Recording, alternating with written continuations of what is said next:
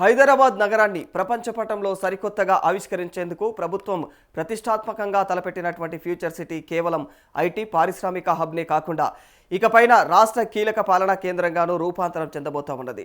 ప్రభుత్వం తీసుకుంటున్నటువంటి తాజా నిర్ణయాలు చూస్తామంటే రాబోయే రోజుల్లో కీలక శాఖల కార్యాలయాలన్నీ కూడా ఫ్యూచర్ సిటీ వైపే అడుగులు వేనున్నట్లు స్పష్టమవుతోన్నది. మరి ఫ్యూచర్ సిటీలో కేవలం కొత్తగా ఏర్పాటయ్యే ప్రభుత్వ సంస్థలు, కార్పొరేషన్ల ఆఫీసులనే కాకుండా ప్రస్తుతం నగరంలో రద్దీ ప్రాంతాల్లో ఉన్నటువంటి కొన్ని పాత శాఖల కీలక విభాగాలను కూడా అటువైపు తరలించనున్నారు. మరి ఇందుకోసం అంతర్జాతీయ ప్రమాణాలతో ఫ్యూచర్ సిటీలో అధునాతన ప్రభుత్వ సముదాయాలను నిర్మించనున్నారు.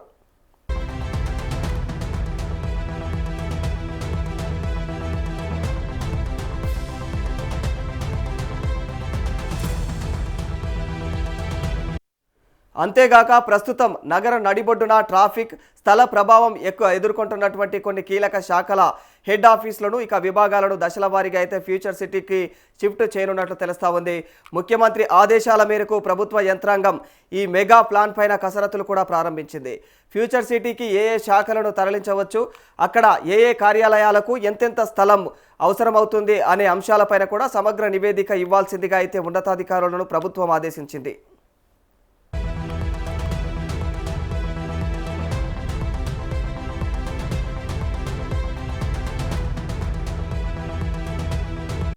గతంలో సైబరాబాద్కే పరిమితమైనటువంటి సిటీ ఇప్పుడు ఫోర్త్ సిటీ వైపునకు మలుతుంది. ప్రభుత్వ లక్ష్యం సిటీ గ్రోత్ దృష్ట్యా పబ్లిక్ కూడా ఫోర్త్ సిటీ బాట పట్టేందుకు సిద్ధమయ్యారు.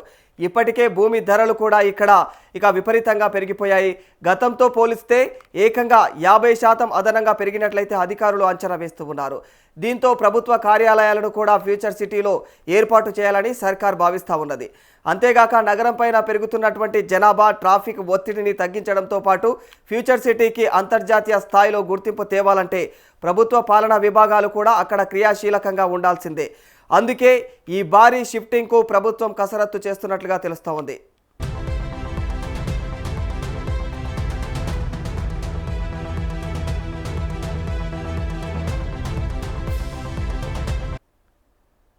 ఫ్యూచర్ సిటీ ప్రాజెక్టును ప్రభుత్వం అత్యంత ప్రతిష్టాత్మకంగా భావిస్తూ ఉంది.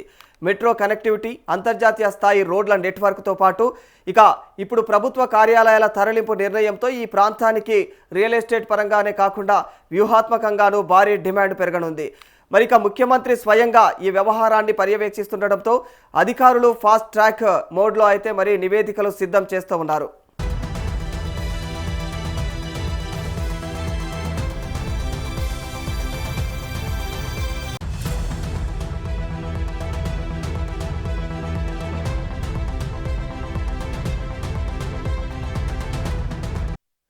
రాబోయే రోజుల్లో తెలంగాణ పాలనలో ఫ్యూచర్ సిటీ ఒక కీలకమైనటువంటి పవర్ సెంటర్గా మార్చేందుకు సీఎం రేవంత్ రెడ్డి ప్రయత్నిస్తూ ఉన్నారు.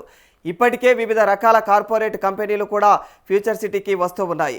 ప్రజాప్రభుత్వం హయాంలో ఫోర్త్ సిటీ నిర్మితమైందనే గుర్తింపు ఉండాలని చెప్పేసి ముఖ్యమంత్రి సీరియస్ మానిటరింగ్ చేస్తూ ఉన్నారు.